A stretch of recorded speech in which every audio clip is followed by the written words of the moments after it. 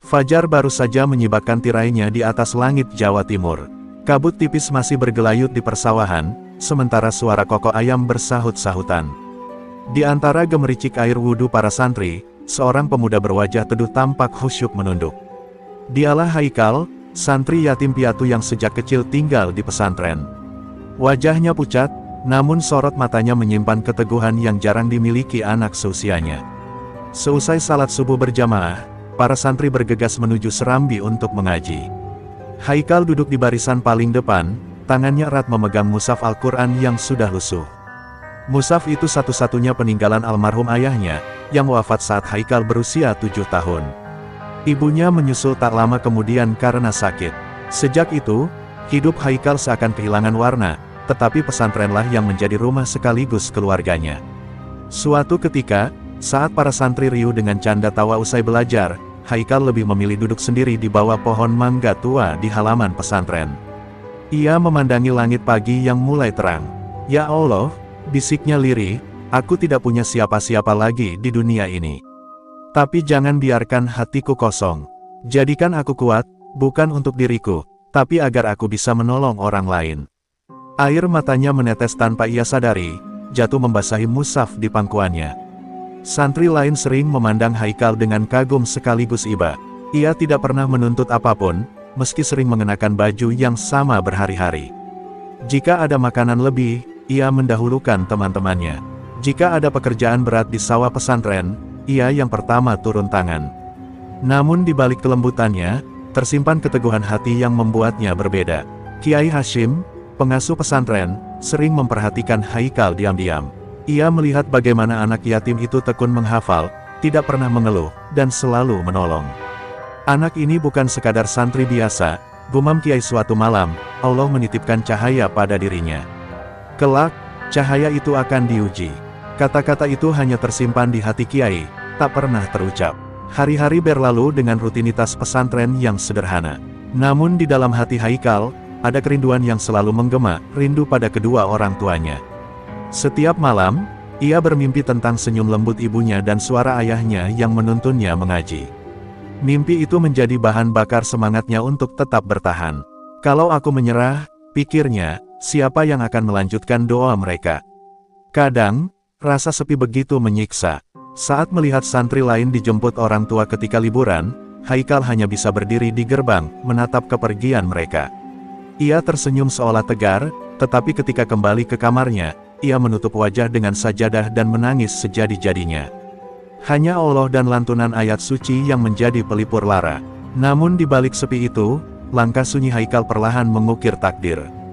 Ia tidak tahu bahwa doa-doa malamnya, keikhlasannya, dan kesabarannya sedang ditempa menjadi kekuatan besar. Kekuatan yang kelak akan mempertemukannya dengan gelapnya dunia luar, dan menuntunnya menghadapi orang-orang yang jauh berbeda dengan dirinya. Beberapa minggu setelah itu, Kiai Hashim meminta beberapa santri untuk membantu masyarakat di pasar desa. Haikal termasuk di antaranya. Baginya, kesempatan itu terasa istimewa, akhirnya ia bisa keluar dari rutinitas pesantren dan melihat kehidupan orang-orang di luar. Dengan membawa senyum sederhana, ia berjalan bersama para santri lain melewati jalan tanah yang berdebu, ditemani aroma pagi yang khas pedesaan. Sesampainya di pasar, suasana hiruk-pikuk langsung menyambut. Suara pedagang menawarkan barang, tawa anak-anak yang berlarian, serta aroma sayur dan ikan bercampur jadi satu. Haikal membantu seorang nenek yang kesulitan mengangkat keranjang sayur. "Terima kasih, Nak," ucap sang nenek dengan suara bergetar. Senyum Haikal merekah, mungkin sederhana, tapi baginya bisa menolong orang lain adalah kebahagiaan yang tak ternilai. Namun, kebahagiaan itu tak berlangsung lama. Dari kejauhan, terdengar suara keras dan kasar. Seorang lelaki berbadan kekar mendorong lapak seorang pedagang hingga hampir roboh. "Mana setoranmu, Lek? Jangan pura-pura lupa," teriaknya sambil menggebrak meja kayu. Para pedagang langsung terdiam, wajah mereka memucat. Suasana pasar yang semula riuh mendadak berubah mencekam. Haikal menoleh dengan dahi berkerut. Ia melihat seorang bapak tua gemetar, merogoh kantong celananya dengan tangan bergetar, lalu menyerahkan beberapa lembar uang lusuh. Lelaki kekar itu merampasnya, lalu tersenyum sinis. "Lain kali jangan telat. Kalau telat, lapakmu yang kubakar." Ucapan itu membuat semua pedagang menunduk, tak berani menatap. Haikal menahan nafasnya, hatinya bergemuruh. Ingatannya melayang pada doa yang selalu ia panjatkan di bawah pohon mangga pesantren, agar ia bisa kuat untuk menolong orang lain. Kini doa itu seakan menuntut jawaban. Ia melangkah maju perlahan, sementara teman-teman santrinya menarik lengannya, memberi isyarat agar ia tak mencampuri urusan itu. Tapi Haikal menatap mereka sambil berbisik lirih, "Kalau kita diam, siapa yang akan membela mereka?" Ia berdiri di depan pedagang tua itu, menghadang tubuh sang preman yang menjulang tinggi. Suara Haikal terdengar tenang, tapi tegas, "Pak ini sudah tua, kenapa harus dipaksa? Biarkan mereka berdagang dengan tenang. Bukankah rezeki itu dari Allah, bukan dari ancaman?" Seketika pasar menjadi sunyi. Semua mata tertuju pada santri kurus itu yang berani menantang preman pasar. Preman itu menatap Haikal dengan sinis. Matanya menyipit, suaranya berat penuh amarah. "Heh, bocah kurus, kamu pikir siapa kamu berani mengatur aku di sini?" Ia mendorong bahu Haikal dengan kasar. Beberapa orang menutup mata, takut melihat santri itu celaka. Tapi Haikal tetap tegak, meski tubuhnya berguncang karena dorongan. Ia menatap balik dengan keberanian yang lahir dari iman, bukan dari kekuatan fisik. Di tengah ketegangan itu, terdengar bisik-bisik pedagang yang selama ini bungkam. "Siapa anak santri itu? Berani sekali dia melawan preman." Andai ada lebih banyak orang sepertinya, suasana pasar mendadak berubah. Untuk pertama kalinya, ada cahaya kecil di tengah bayangan gelap yang selama ini menguasai mereka. Namun, cahaya itu juga mengundang badai, karena kabar tentang keberanian Haikal pasti akan sampai ke telinga orang yang lebih berbahaya, sang ketua preman pasar, Jaka Kobra. Kabar tentang keberanian seorang santri kurus yang berani menantang preman pasar memang tak butuh waktu lama untuk sampai ke telinga Jaka Kobra, sang penguasa pasar. Nama itu membuat para pedagang gemetar hanya dengan mendengarnya. Jaka bukan sekadar preman, ia legenda kelam di Jawa Timur. Tubuhnya penuh tato, wajahnya keras, dan setiap langkahnya membuat orang menyingkir. Baginya, pasar adalah kerajaan kecil yang tak boleh disentuh siapapun. Di sebuah warung remang di pinggir pasar, Jaka duduk sambil merokok, dikelilingi anak buahnya. "Santri, iya," gumamnya sambil menyeringai. "Berani-beraninya bocah pesantren ikut campur urusanku. Anak bau kencur itu harus tahu siapa penguasa di sini." Anak buahnya hanya tertawa, beberapa di antaranya menambahkan, "Biar saya yang urus, Bang." Tapi Jaka mengangkat tangannya, matanya menyala penuh gairah. "Tidak, aku sendiri yang akan menemui bocah itu. Aku ingin tahu, seberapa besar nyali yang dia punya." Keesokan harinya, pasar dipenuhi ketegangan. Pedagang berbisik-bisik, kabar bahwa Jaka Kobra akan datang sudah menyebar. Haikal yang tengah membantu seorang ibu menimbang beras tak menyadari dirinya menjadi pusat perhatian. Namun, langkah berat dan suara sepatu bot menghentak jalan tanah pasar membuat semua orang menoleh. Jaka Kobra akhirnya datang, tubuhnya menjulang, tatapannya tajam seperti harimau lapar. Haikal menoleh, hatinya sedikit bergetar. Ia tahu inilah orang yang selama ini ditakuti. Tapi ia berusaha menegakkan tubuhnya, menahan rasa gentar. Jaka berdiri di depannya, menatap dari ujung kepala sampai kaki. "Kamu yang namanya Haikal?" Suaranya dalam, seperti gemuruh yang menekan dada.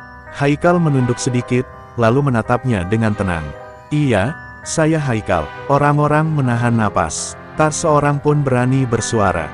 Jaka mendekat, wajahnya hanya sejengkal dari Haikal. Asap rokoknya menyembur ke wajah sang santri, membuat mata perih. "Kamu pikir kamu pahlawan? Hah?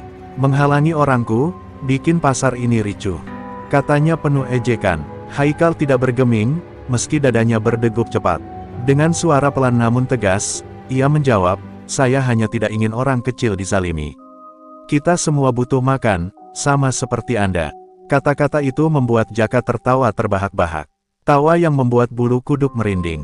"Bocah, kamu belum tahu dunia luar. Di sini, hukum itu aku. Kalau aku bilang bayar, semua harus bayar. Kalau aku bilang diam, semua harus diam. Dan kalau aku bilang kamu harus lenyap," ia menepuk bahu Haikal dengan keras, "maka kamu akan lenyap." Para pedagang gemetar, sebagian ingin kabur, tapi rasa penasaran menahan mereka. Tak ada yang pernah berani berdiri di hadapan Jaka Kobra seperti ini. Mereka menatap Haikal, berharap sekaligus cemas. Haikal menarik napas panjang, menatap lurus ke mata preman itu. Kalau hukum di sini hanya menindas orang kecil, maka saya akan berdiri melawannya. Sekalipun saya harus sendirian. Kata-kata itu seperti petir yang menyambar langit cerah. Sunyi mendadak menelan pasar. Jaka Kobra menahan amarahnya, matanya menyala penuh kebencian. Ia tak langsung menyerang, tapi senyumnya yang dingin menandakan badai besar akan segera datang. Hari itu, untuk pertama kalinya, dua dunia yang berbeda, pesantren yang penuh cahaya dan pasar yang dikuasai kegelapan, bertemu dalam tatapan dua manusia, Haikal dan Jaka Kobra. Malam itu, langit Jawa Timur diselimuti awan kelabu. Angin berdesir dingin, membuat dedaunan di halaman pesantren bergemerisik. Haikal baru saja selesai menutup mushaf Al-Quran setelah mengulang hafalannya. Ia berjalan pulang ke kamar sederhana, hatinya masih bergemuruh oleh pertemuannya siang tadi dengan Jaka Kobra. Meski ia berusaha tenang, bayangan tatapan dingin preman itu terus menghantui pikirannya. Tanpa disadari, langkah-langkah asing mengendap di sekitar jalan kecil menuju pesantren. Dari balik kegelapan, beberapa sosok muncul dengan wajah tertutup kain. Mereka adalah anak buah Jaka Kobra, dikirim malam itu untuk memberi peringatan kepada Haikal. Desir bambu dan suara ranting patah membuat suasana semakin mencekam. Haikal menghentikan langkahnya. Hatinya berbisik ada sesuatu yang tak beres. Benar saja, tiba-tiba tiga orang muncul dari arah depan, sementara dua orang lain menutup jalan di belakang. Santri kecil, suara serak salah satunya, kau membuat masalah besar. Malam ini kau harus belajar siapa yang berkuasa di pasar. Mereka langsung mengayunkan kayu dan rantai ke arah Haikal. Refleks, Haikal menghindar.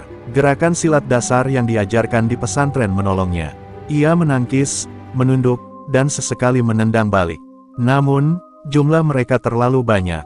Pukulan bertubi-tubi mendarat di tubuhnya. Haikal jatuh tersungkur, dadanya perih, darah menetes di sudut bibirnya. Di tengah rasa sakit, ia teringat wajah ibunya yang lembut dan suara ayahnya yang membimbingnya mengaji. Seolah keduanya berbisik di telinganya, jangan menyerah, nak. Allah selalu bersama orang yang sabar. Dengan sisa tenaga, Haikal kembali berdiri, meski tubuhnya gemetar. Aku tidak takut pada kalian, katanya terengah, karena yang aku takuti hanya Allah. Ucapannya membuat beberapa anak buah Jaka terdiam sejenak. Ada semacam getaran dalam kata-kata santri kurus itu. Tapi yang lain justru semakin murka. Mereka menghantam Haikal lebih keras. Haikal menahan, bertahan sebisa mungkin. Rasa sakit menghantam seluruh tubuh, tapi hatinya justru semakin kokoh. Ia tahu, ini adalah ujian pertamanya. Tiba-tiba terdengar suara lantang dari kejauhan, berhenti, kalian. Lampu minyak dari seorang santri senior yang baru pulang dari masjid menyinari jalan. Para penyerang kaget, takut diketahui banyak orang. Mereka segera kabur ke arah gelap malam, meninggalkan Haikal terkapar dengan tubuh penuh luka. Haikal jatuh berlutut, darah menetes di tanah. Meski sakit, ia mendongak ke langit malam yang gelap. Ya Allah, beri aku kekuatan untuk bertahan, bisiknya lirih. Malam itu, ia sadar benar, keberaniannya telah menyalakan api perlawanan, tapi juga mengundang badai besar.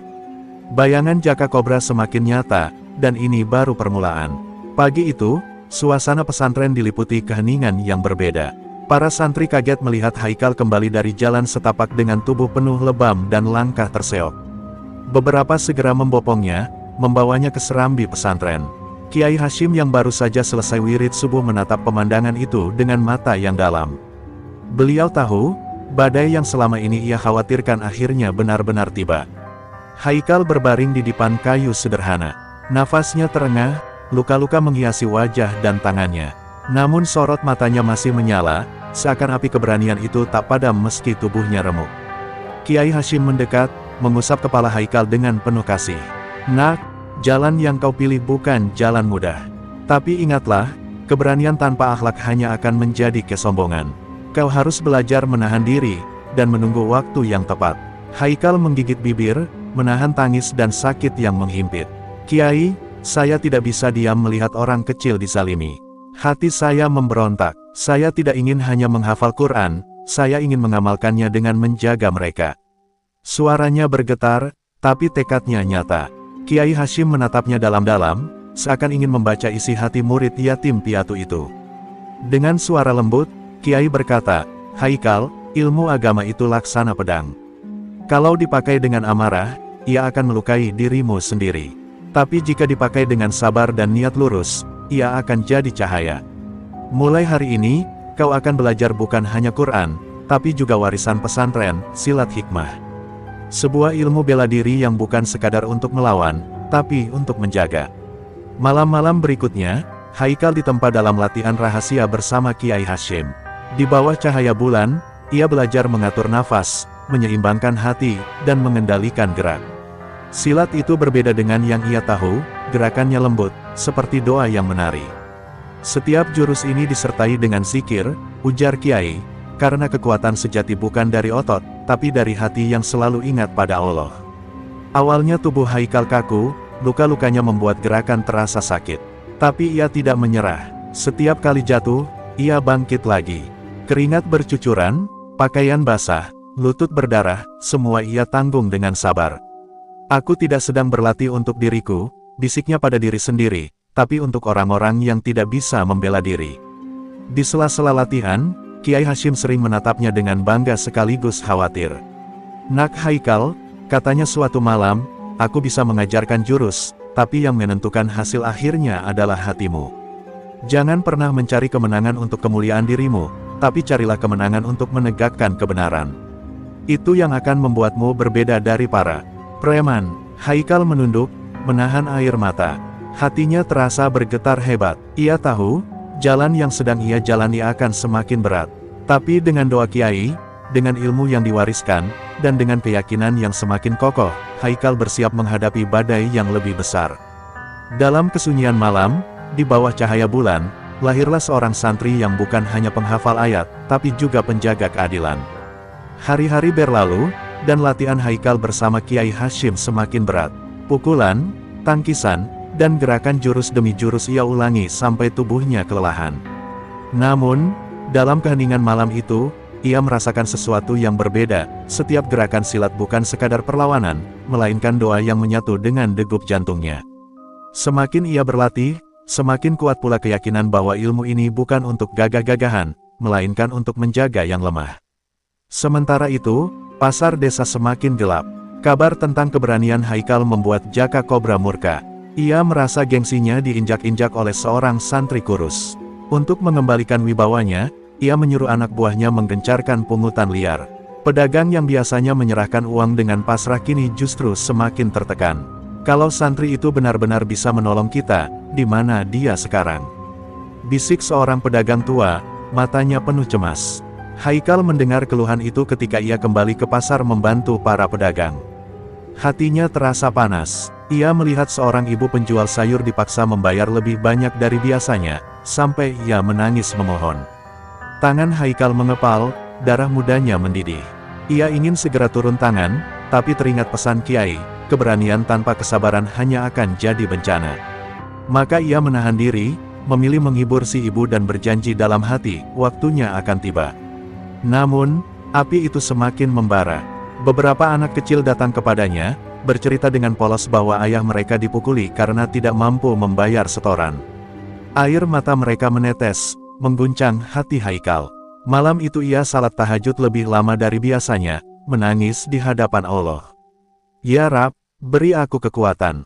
Jangan biarkan kezaliman ini terus menindas mereka.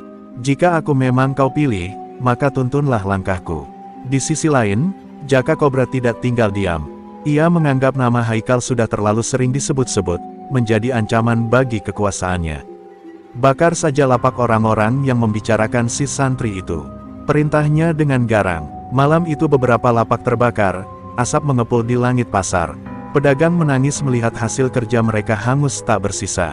Dan nama Haikal semakin disebut, sebagai harapan terakhir di tengah keputusasaan.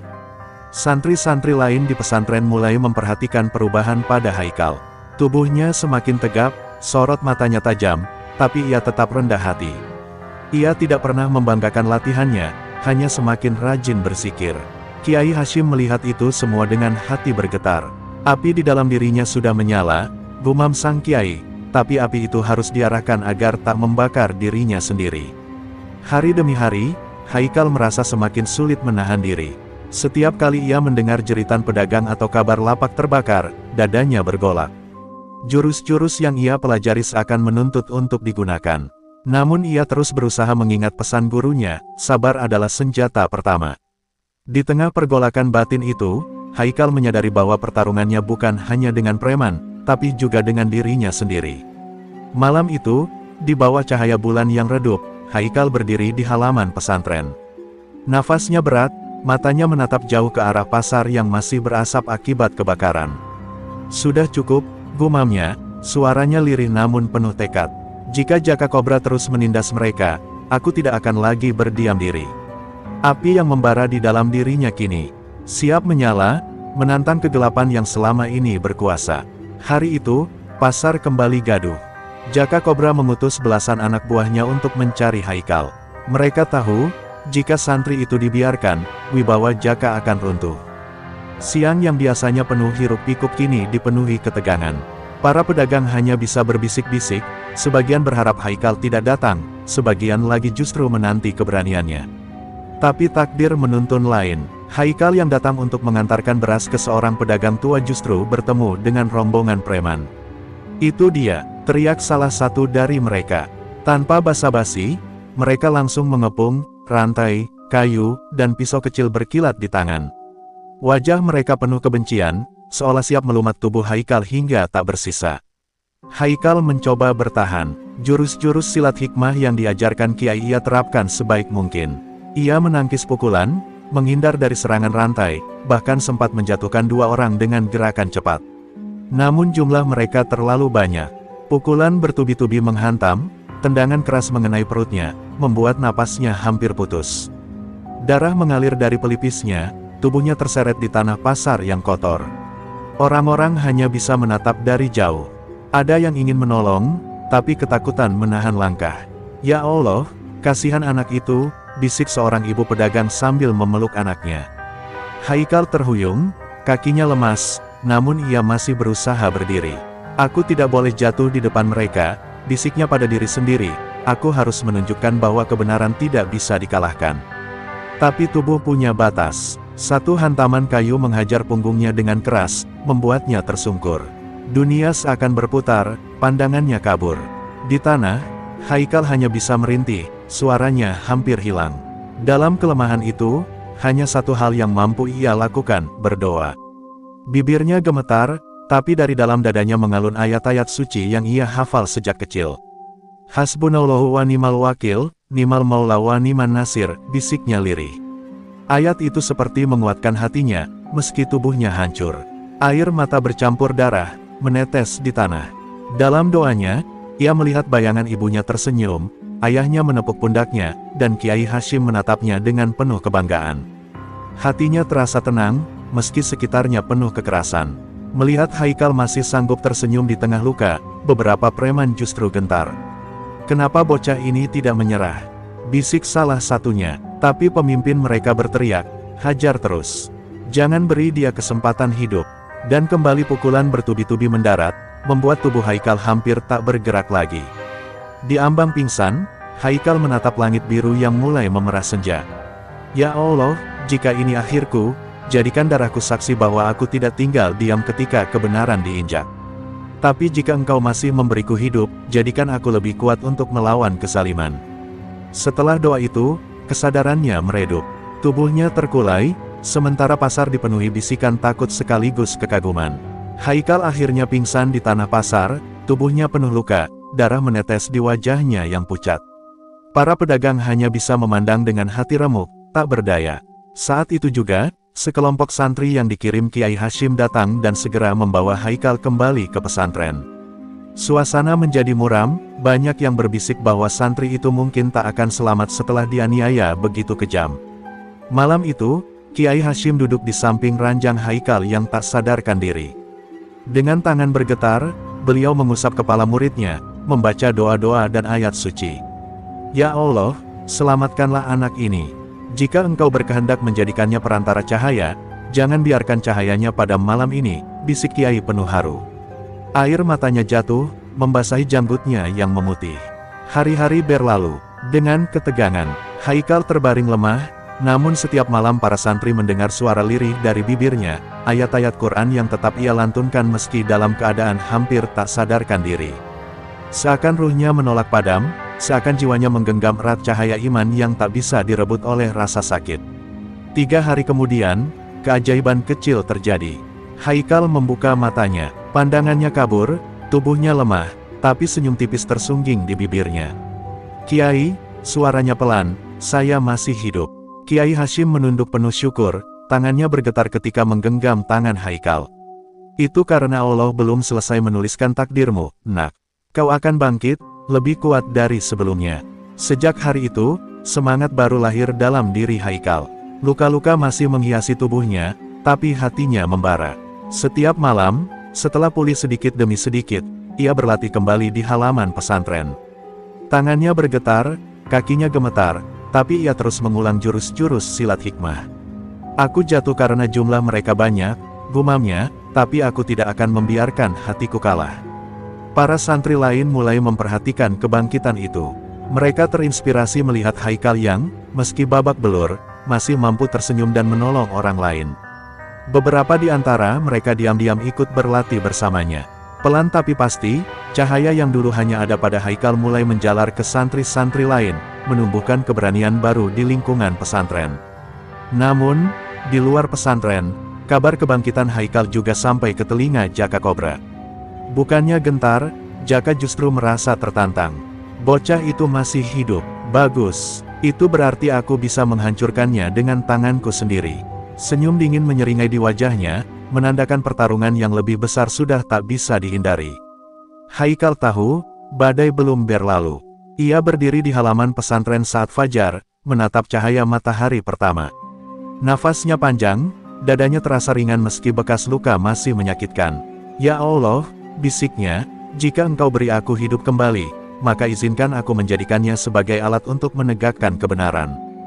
Dari santri yang dulu berjalan sendirian, kini lahir seorang pejuang dengan tekad baja. Kebangkitan itu bukan hanya miliknya, tapi milik semua orang yang mendambakan keadilan. Hari itu, pasar desa dipenuhi ketegangan yang belum pernah terjadi sebelumnya. Matahari baru naik separuh, namun orang-orang sudah berkerumun. Mereka berbisik bahwa Jaka Kobra akan datang, menantang Haikal secara terbuka. Para pedagang yang biasanya tunduk ini diliputi rasa campur aduk, takut sekaligus penuh harapan. Pasar yang biasanya riuh dengan jual beli, kini berubah menjadi arena yang menunggu ledakan. Haikal melangkah pelan ke tengah pasar. Wajahnya pucat, bekas luka masih tampak jelas, namun sorot matanya menyala. Ia mengenakan baju putih sederhana, membawa ketenangan di tengah suasana yang panas. Setiap langkahnya membuat bisikan semakin kencang. "Itu dia santri itu, berani sekali dia datang, ya Allah, lindungilah dia." Suara-suara itu menggema, menyertai langkahnya. Tiba-tiba suara tawa keras terdengar. Dari ujung jalan, Jaka Kobra muncul dengan langkah mantap. Tubuhnya tinggi besar, penuh tato, dan sorot matanya penuh amarah.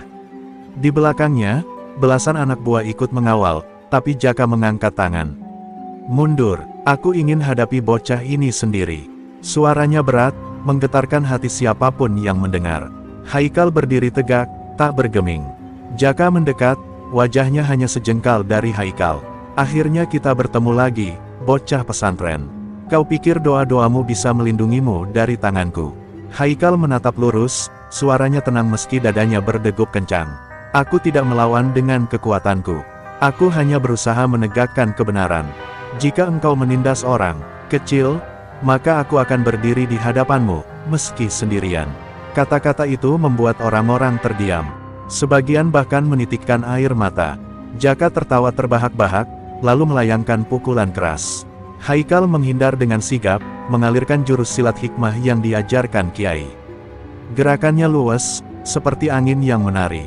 Serangan demi serangan Jaka mendarat ke tanah kosong, membuat wajah sang preman memerah karena marah. Pertarungan itu semakin sengit. Jaka mengayunkan pukulan beruntun, dan Haikal beberapa kali terkena hantaman keras hingga tubuhnya limbung. Namun setiap kali hampir jatuh, ia berdiri lagi, membaca doa dalam hati. Jurus-jurus hikmah mengalir dari tubuhnya, bukan sekadar gerakan, melainkan kekuatan doa dan keteguhan iman. Perlahan, ritme pertarungan berbalik. Dengan satu gerakan cepat, Haikal berhasil mengunci lengan Jaka dan menjatuhkannya ke tanah. Pasar gempar, orang-orang bersorak, sebagian tak percaya mata mereka. Jaka mencoba bangkit, tapi Haikal menatapnya tajam. "Berhentilah, Jaka, hidupmu tidak harus berakhir dengan menindas orang lain. Allah masih membuka pintu tobat." Suara Haikal tenang, namun menggema seperti petir di telinga semua yang hadir. Namun, Jaka hanya terdiam, wajahnya penuh kebencian dan juga kebingungan. Pasar menjadi saksi, untuk pertama kalinya, sang penguasa yang ditakuti tumbang di hadapan seorang santri yatim piatu. Hari itu, bukan hanya tubuh Jaka yang jatuh, tapi juga kekuasaan gelap yang selama ini membelenggu pasar. Suasana pasar hening setelah Jaka Kobra jatuh tersungkur. Orang-orang terdiam, menatap tak percaya. Mereka yang selama ini hidup dalam ketakutan, tiba-tiba merasakan kelegaan yang tak terucapkan. Seperti awan hitam yang bertahun-tahun menggantung kini tersibak oleh cahaya matahari. Namun di tengah kemenangan itu, Haikal berdiri dengan wajah serius, menatap Jaka yang masih berusaha bangkit. "Bangunlah, Jaka," ucap Haikal lirih namun tegas. "Aku tidak ingin mengalahkanmu. Aku hanya ingin kau berhenti menyakiti orang-orang yang lemah. Hidupmu masih bisa berubah, jika kau mau." Kalimat itu menusuk hati banyak orang yang mendengarnya. Mereka tak menyangka, santri muda yang penuh luka itu masih sempat menawarkan pintu maaf kepada orang yang hampir membunuhnya. Jaka terdiam, wajahnya penuh amarah bercampur kebingungan. Selama hidupnya, ia hanya mengenal kekerasan. Tapi tatapan Haikal berbeda, tatapan yang tak datang dari rasa takut atau benci, melainkan dari keberanian yang lahir dari kasih sayang. Dadanya bergetar, tangannya mengepal, namun perlahan ia melepaskan genggamannya. Matanya basah, meski ia berusaha menutupinya dengan menunduk. Para pedagang mulai bersorak, satu demi satu. Ada yang menangis, ada yang berteriak takbir, ada pula yang berlari memeluk Haikal.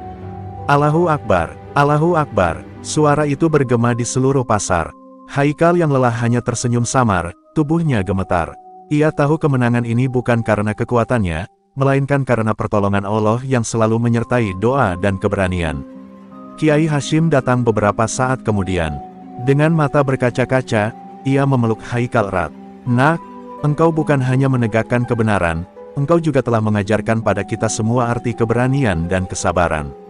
Kau menjadi cahaya di tengah gelap." Santri-santri lain mengangguk, hati mereka dipenuhi kebanggaan pada saudara seperjuangan yang selama ini mereka kenal sebagai anak yatim sederhana. Hari-hari setelah kejadian itu, pasar berubah. Preman-preman yang dulu menindas, banyak yang bubar atau memilih kembali ke jalan yang benar. Jaka sendiri menghilang untuk beberapa waktu. Kabar terakhir, ia sering terlihat di masjid tua di tepi desa, duduk lama setelah salat, seolah mencari sesuatu yang hilang dari hidupnya. Haikal kembali ke pesantren dengan tubuh penuh luka, namun hatinya lapang. Setiap malam ia mengulang hafalan Quran dengan suara merdu, diiringi senyum ringan. Kini, ia bukan hanya santri biasa, ia adalah simbol harapan bagi desa, bukti bahwa doa dan keberanian bisa menumbangkan kezaliman sebesar apapun. Dan di suatu senja, Haikal berdiri di halaman pesantren, menatap matahari yang perlahan tenggelam. Angin berhembus lembut, membawa suara anak-anak kecil yang tertawa riang di kejauhan. "Ya Allah," bisiknya, "aku hanyalah hamba-Mu yang lemah. Jika Engkau masih mengizinkan, jadikanlah hidupku bermanfaat untuk orang lain." Di balik luka dan derita, Haikal menemukan makna sejati perjuangan, menjadi cahaya, sekecil apapun, di tengah gelap yang tak berujung.